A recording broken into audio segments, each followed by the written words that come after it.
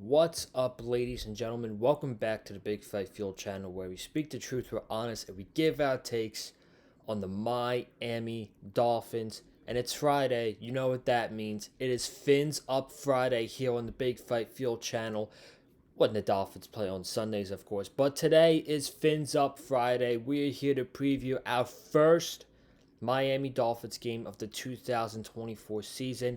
And on Sunday afternoon at 1 o'clock at Hard Rock Stadium, your Miami Dolphins are going to be taking on the Jacksonville Jaguars, led by their quarterback, Trevor Lawrence, who is one of the highest paid quarterbacks in the NFL. Obviously, one of the main storylines going into this game is the contracts that Tua Tagovailoa and Trevor Lawrence got paid by their respective teams. Tua Tagovailoa got a 4-year, $212.4 million contract from Miami. And for Jacksonville, Trevor Lawrence, they paid him a 5-year, $275 million contract. So high expectations for both quarterbacks going into Sunday. The Jacksonville Jaguars, Miami Dolphins, both in the same category. They started off great last season. Going into the last month, both teams 8-3. Miami had a collapse. It wasn't worse as Jacksonville, though. Jacksonville went from 8-3 to out of the playoffs. Miami went from 8-3 and a potential number one seed to being a wild card team and playing the Kansas City Chiefs in freezing temperatures. So both teams are coming off epic failures last year. And they're kind of in the same category. They both can't win the big games. They're both used to playing in hot weather, so it's like we are in the same category with like people like thinking of teams with identity. The Dolphins and the Jaguars, they are right there together. And even though this is only the first week of the season, there's 18 weeks ago. This could be a huge game for the Miami Dolphins. This could mean something down the road if, God forbid, knock on wood, the Miami Dolphins hopefully will win the division. But if they don't, and they are competing for a wild card spot, Jacksonville is one of the teams competing for a wild card this year. And if Jacksonville beats Miami, then later in the season, that's going to matter because Jacksonville will have to head-to-head over Miami. So this is a big game for the Dolphins. And let me tell you, man, I know everybody, not everybody, but a lot of Dolphin fans are looking forward to that Thursday night game against Buffalo. I am too. I can't wait to dive into that. But we got to look at the moment. And in the moment, we have a pretty good Jacksonville Jaguars team coming into Hard Rock Stadium this weekend. I know their owner, Shad Khan, has gone on interviews saying he believes this is the best Jaguars team he's put together in years. Better than the team in 22 and better than the team in 23. So, and they had high expectations last year as well. They brought in Calvin Ridley to be their number one receiver, and Calvin Ridley did not pan out to be a number one receiver player that they wanted him to be. So, free agent, didn't sign him back. They have new weapons on offense that we'll talk about. We'll do the typical. If you guys are new here for the 2024 season, the way I do my previews is I go over stats, but really there's no stats to talk about. So I can't give you stats this week. But on Tuesday, I could give you stats. But we go over stats, and then we go into the Jaguars, like offense, defense, offense, all that stuff. I don't do predictions. I don't tell you if I think the Dolphins are going to win the game or not. I think that's such a jinx. I refuse to do that. I'll just add a quick other notes at the end and wrap it up. But mainly, comparing the offense and the defense is the most important things we do on these previews. But I thank you so much for joining me here today. If you haven't already, be sure to subscribe to the Big Fight Fuel channel. It is officially football season. Football season is back, and we are on the grind. We have done our season expectations video, we have done picks, and today we're doing the preview. And even though tomorrow night is All Out, AEW's All Out pay-per-view, which I will be watching, by the way, won't be doing a review, saving the energy. I got to be up and boosted. I got to have my energy ready to go by Sunday morning. So when we get to 1 o'clock, I'm ready to go. I am glued to the television on Sunday afternoon. So, no all-out review. But then Sunday, we'll be here for the post-game recap podcast talking about the Dolphins and the Jags. And then we'll go over next week's schedule on Sunday. But I do want to mention something that I talked about in the picks video that I want to talk about here. And that is my trip to Miami, Florida in like 3 weeks. So as you guys know, I'll be going to Miami week 4, Monday Night Football versus the Tennessee Titans. I will be vlogging 100%. The whole game day experience, you know it. I'll be vlogging. However, last year, I left on Sunday. This year, I'm leaving on a Friday. Why am I leaving on a Friday so early? Well, I'm flying down to Alabama. And I'm flying down to Alabama, number one, to see a really good friend of mine from college in Florida. Want to catch up on him. I haven't seen him since last year's Dolphins-Titans game. And number 2, your boy is going to Georgia, Bama on that Saturday night. And college game day is going to be in Tuscaloosa. There's going to be 7 hours of tailgating before the game probably. And at Alabama Central Time, the game kicks off at 6:30. So I am so damn excited for this game. I've been looking forward to it a long time. Just had to confirm it. We confirmed it. We're going to the game. It's going to be a blast. I don't know if I'm going to vlog it or not. It's probably not going to be a vlog. So I'm just going to go there. I'll post clips on Twitter and all that stuff. But I probably won't do a vlog for the Alabama game. The vlog is going to be saved for the Dolphins game on Friday night. So it's Friday, travel to Alabama. Saturday, go to the Alabama-Georgia game. Sunday, fly out to Miami for the game on Monday night. Chill in Miami on Sunday night. Chill in Miami on Monday.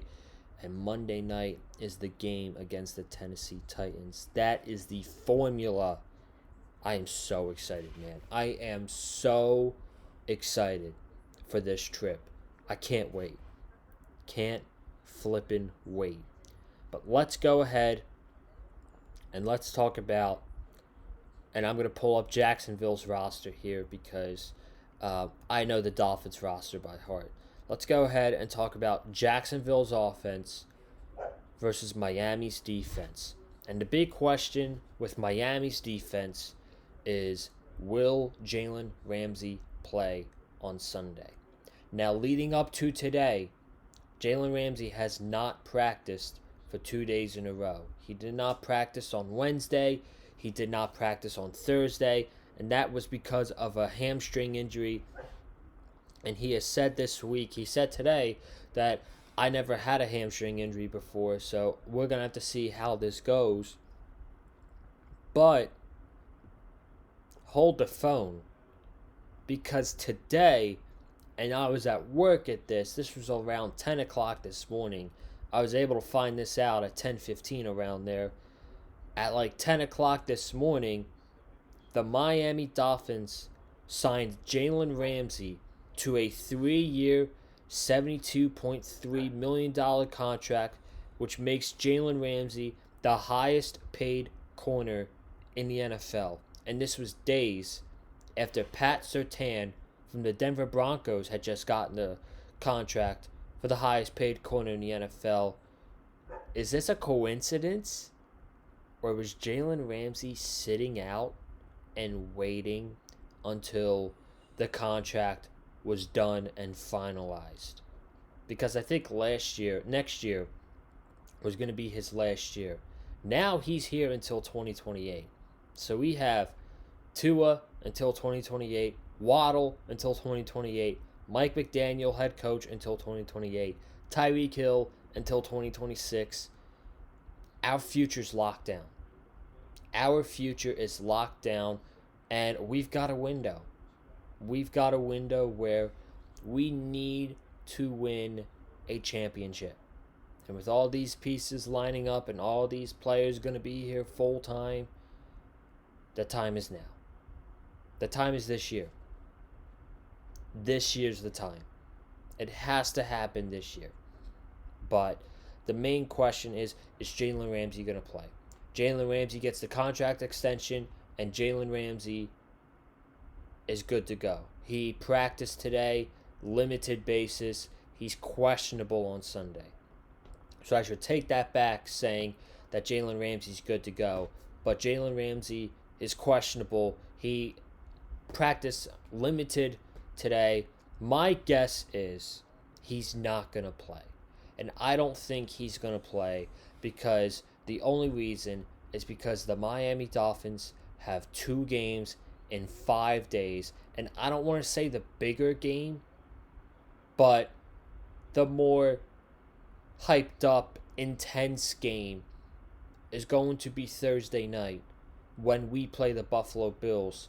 So if we have the option of either playing him against Jacksonville or playing him on Thursday night on prime time against our division rivals that we hate so much, I would rather see him out on the field on Thursday night against Buffalo. So he's questionable. Malik Washington, he's not playing. He's got a calf injury. So we are really depleted at wide receiver for your Miami Dolphins. But for the Dolphins defense against Jacksonville's offense, I talked about new weapons that Jacksonville added this offseason. Obviously, they have Travis Etienne at running back. That's really what I'm most nervous about, and I'm going to get to that in a little bit. They have Evan Ingram at tight end. They have Christian Kirk as their number 1 receiver. He's solid. I don't know if he's a number 1 type of guy, but he's solid. He's not bad. They have Christian Kirk. They have Gabe Davis, who has killed us in the past from the Buffalo Bills. They drafted Brian Thomas Jr. from LSU, which other teams around the NFL who they were in joint practices with, like the Tampa Bay Buccaneers, said he's going to be a real problem. He's really good. And then, of course, they have Parker Washington. Now, their offensive line did not do a good job of keeping Trevor Lawrence upright. Obviously, we saw that at the end of the season. Trevor Lawrence gets hurt on Monday night versus Cincinnati, and he plays the rest of the season, but he's banged up, and they lose and lose and lose. So their offensive line, they still have Cam Robinson, Ezra Cleveland at left guard. They got a new center. They signed Mitch Morse from the Buffalo Bills, so that's their center. They have right guard Brandon Sheriff and right tackle Anton Harrison. So I don't know if this receiving core doesn't scare me. Do I fear there's a factor that if Jalen Ramsey doesn't play, Trevor Lawrence could absolutely carve up our defense with Kendall Fuller as our number 1 corner along with Ethan Bonner? Yes. I'm not going to hesitate in saying that.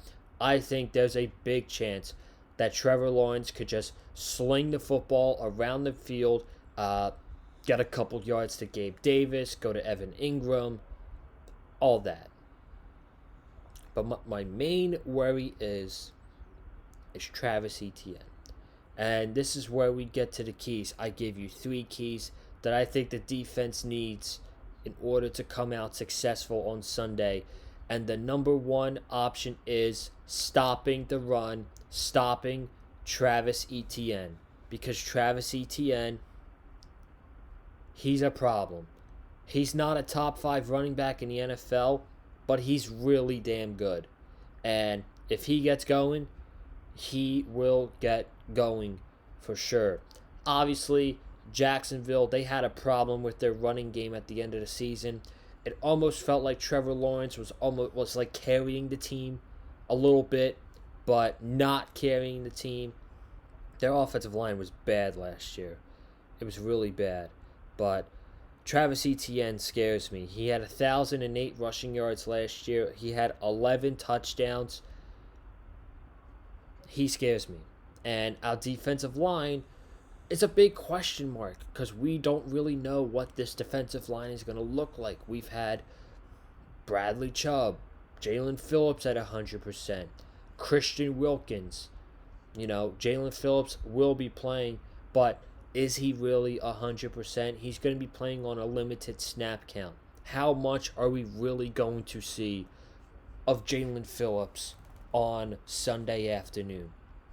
So you're going to rely on Zach Sealer, who I trust, Calais Campbell, Benito Jones, and rookie pass rushers who might come out green right off the bat in Chop Robinson and Mohamed Kamara. I don't know what we're going to get out of those guys. But we need to stop Travis Etienne. Because if we don't, you're allowing Jacksonville to control the game on offense, chew up the time of possession, and there's not a lot of pressure on Trevor Lawrence. Because we saw it at the end of last season. If the other team gets up early, there's pressure on Jacksonville and there's pressure on Trevor Lawrence. And in obvious throwing situations, last year, Trevor Lawrence easily intercepted or fumbling the crap out of the football. So that is certainly, we need to stop that. And number 2 is going to be, and I don't want to put too much pressure on the rookie edge rushers because I don't know how much production we're going to get out of them, but it's pressure Trevor Lawrence. Because if you get pressure in his face, Trevor Lawrence could make mistakes.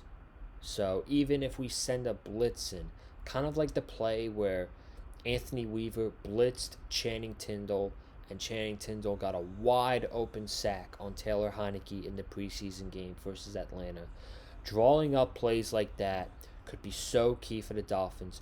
Bring David Long up the middle, bring Jordan Brooks up the middle, and get pressure in Trevor Lawrence's face. Because if you get pressure to Trevor Lawrence is going to make mistakes. Trevor Lawrence is a really good quarterback, but he's prone to making mistakes. That's for sure. That's for damn sure. So that is number 2. And then number 3, no dumb penalties. No dumb penalties. It is early in the season, and we have a once again, in the 3rd year in a row, we have a gauntlet at the end of the season. And it starts Thanksgiving night. And we need to win early so when we get to those games, we have a really good record in case we collapse in December again. So no stupid penalties that are going to cost us the game, like Bradley Chubb did against the Titans, slamming the helmet because he didn't get a sack. That can't happen. That just can't happen. No stupid penalties. And play a good game. Play a good game. I understand there's pressure on the defense because we don't know what we're going to get from this Dolphins defense with Anthony Weaver. And I'm quite excited to find out. I'm excited to find out what goes down with the Dolphins defense going up against a quarterback like Trevor Lawrence, which I think is a really good test for the new defensive coordinator, Anthony Weaver. An offense like Jacksonville, I think, is a really good test. So that is the Jags offense versus the Dolphins defense. And now we turn things over to the Jags defense versus the Dolphins offense. And when I talked about how we have new pieces in the Dolphins, in the Dolphins front defensive line, the Jags have new pieces in the secondary, which is something Miami should keep an eye out for. So, obviously, for Jacksonville, the main concern on for their defense is Josh Allen. His name's Josh Hines Allen. That's going to take a while to get used to. But Josh Allen, not the quarterback from Buffalo, the edge rusher from Jacksonville, he is a tank. 66 tackles last year, 17 and a half sacks. That's a lot of sacks, man. 2 forced fumbles. Why, I don't know what side he's going to be on. But then they have Trayvon Walker, the third-year edge rusher. He was a first overall pick in 2022. So they have 2 really good edge rushers in Trayvon Walker and Josh Hines Allen. That's my main concern. And I do think that Teron Armstead and Austin Jackson can hold down the fort. I trust those guys. I know we had concern last year when Teron Armstead didn't play in the first game, and it was Kendall Lamb and Austin Jackson going up against Joey Bosa and Khalil Mack. And guess what? They did not allow a sack that entire game. So, if they can do it, I believe these guys can do it too. I trust Armstead, and I trust Austin Jackson against Josh Allen and against Trayvon Walker. By the way, it is confirmed Aaron Brewer is playing on Sunday. Mike McDaniel confirmed it today. The offensive line is probably going to be Teron Armstead, Robert Jones, Aaron Brewer, Liam Eichenberg, and Austin Jackson. That is your Week 1 starting offensive line for the Miami Dolphins. But let's talk about the new secondary pieces that Jacksonville got in the offseason. Obviously, they have Tyson Campbell.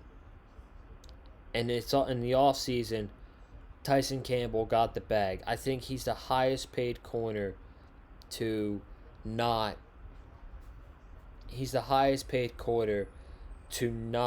make the Pro Bowl. They signed him to a 4-year contract this offseason, and I'm reading it right here. He is the highest paid corner to not ever make a Pro Bowl. So they have Tyson Campbell as their number 1 corner. They have, obviously they have Andre Sisco as their strong safety. Then they brought in Darnell Savage from Green Bay. They brought in Ronald Darby. I think that Tua Tagovailoa and this Dolphins offense and their receivers are going to have a good opportunity to attack this Jaguars secondary. And that's my number 1 key. Attack the Jaguars secondary. This is a new secondary with a new defensive coordinator for Jacksonville. And this was, in my opinion, this was a tough draw for their defense Week 1 against this Miami offense, because you have so much to worry about when you have Tyreek, you have Waddle, you have Devon Achane as a potential third receiver. There's a lot of stuff to be like, oh my god, I gotta be here. I gotta get to this guy. I can't let this guy get past me. If we double team Tyreek, Waddle's gonna be open. So it's like there's a lot to worry about when you're playing the Miami Dolphins offense. So, and I think you have opportunities against these corners, against Tyson Campbell and Ronald Darby. Tua, you got a chance to attack them, dog. You got to take it. So that's the number one key for the Dolphins offense, is to attack the Jags secondary. And the second key is to protect Tua. And I told y'all that my biggest concern with this Jags defense is their edge rushers. Yes, they have Josh Allen, 17 and a half sacks last season. They have Trayvon Walker. They also have Arik Armstead, who they signed from the San Francisco 49ers. And there might be opportunities for him to get some pressure on this interior offensive line against Liam Eichenberg, Robert Jones, Aaron Brewer. So we have got to protect Tua as much as possible in this game. We got to protect him. And, we got to hold the blocks down for as long as possible. So that is my second key. And then my third key, no stupid turnovers. I know it's very rare that we go a game without a turnover. Look, it happens. But I'm talking like not a turnover where we are driving in territory, we are in the red zone, and we turn the ball over like we did last year against the New York Giants on a terrible pass. We fumble on a punt or something like that. Just no stupid turnovers that's going to cost us the game. Can't have any of that shit at all. So those are the three keys for your Dolphins offense. It is attacking the Jaguars secondary, their new secondary players, protecting Tua Tagovailoa, and no stupid turnovers. So outside of having to stop Travis Etienne, who's a really good running back, and going up against Josh Allen, the edge rusher, I'm not feeling bad going into this game at all. I think that, I like this as our first game of the 24 season. I like it because you're coming out and you're not playing a weak opponent. And you're coming off against a team that's hungry. They had a horrendous ending to last season, and they've had that sour taste in their mouth for 8 months now. So they're going to go out there and they're going to be excited to play some football. And I hope the Dolphins are ready to punch them in the mouth. I really am, man. The Dolphins need to be physical. It's going to be a hot day in Miami. Let me read the temperature now. 91 degrees. It's going to be 91 by kickoff on Sunday down in Miami. So that's everything I got, man. That's your preview for the Miami Dolphins versus Jacksonville Jaguars. I'll be back here on Sunday to talk about the game, post-game recap podcast. And hopefully we are here and we're talking about a win. Subscribe to the channel. Hit the like button if you'd like to hear from me. Follow me on Twitter, Conlon_Joseph. I will be live tweeting during All Out tomorrow night, and of course during the Dolphins game on Sunday when we take on the Jacksonville Jaguars. But subscribe, follow me on Twitter, hit the like button, and that's all I got, man. You guys have a good night. Stay safe, and as always, stay classy. And go Dolphins, baby. Peace.